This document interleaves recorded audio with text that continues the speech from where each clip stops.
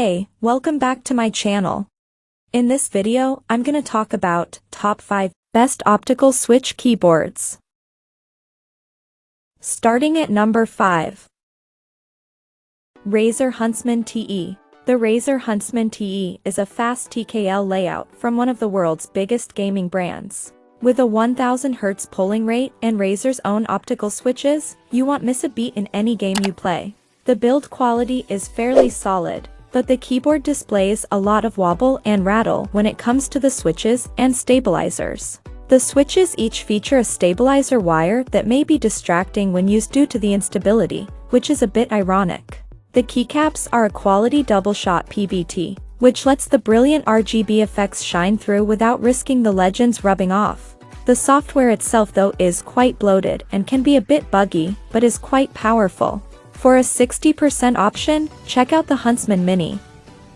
The Huntsman TE is a good choice if you're a fan of Razer's products and need a convenient TKL that is fast and widely available. Coming at number 4. Roccat Vulcan TKL Pro.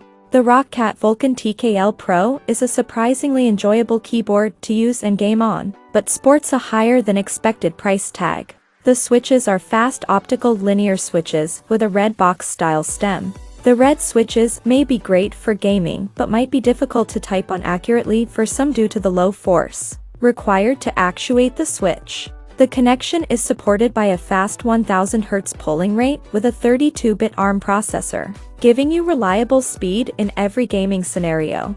All keys have standard sizing and spacing, so finding aftermarket keycaps should be no problem if you don't like the included ones. The cable is detachable and the Type-C port is centrally located. You should have no problems using custom cables with the Roccat Vulcan. An integrated volume knob and mute button are nice features to have on any board and make media volume adjustments convenient. At number 3. Epomaker SK96S. A 96% keyboard from Epomaker, the SK68 is a Bluetooth, hot-swappable layout with an option for Southpaw numpad. The Southpaw layout differs from the standard 96 layout in that the Southpaw has no dedicated arrow keys, and is instead more like a 60% with function row and numpad.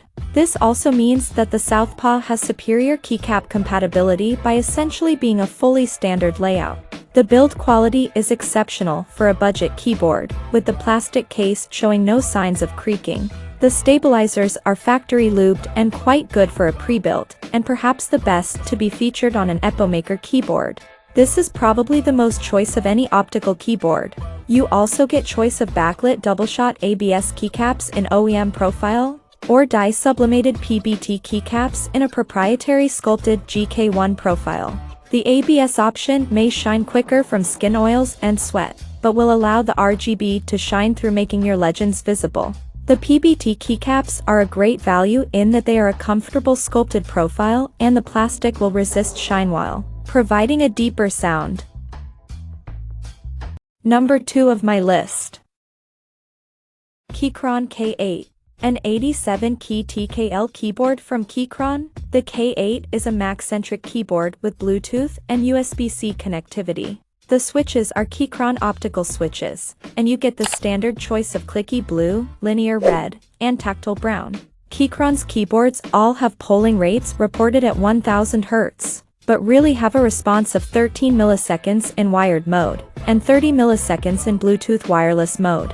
This could be an issue for games that require fast input and low latency, like OSU or other rhythm games. A large 4000 mAh battery gives you power and Bluetooth connectivity for up to 10 days, depending on your RGB usage. Some users report that the Bluetooth may drop or disconnect, so your mileage may vary. The keys and RGB lighting cannot be altered with the software, unfortunately, so you will need to try a third-party program like AutoHotkey if you want to program your layout, hotkeys, and macros.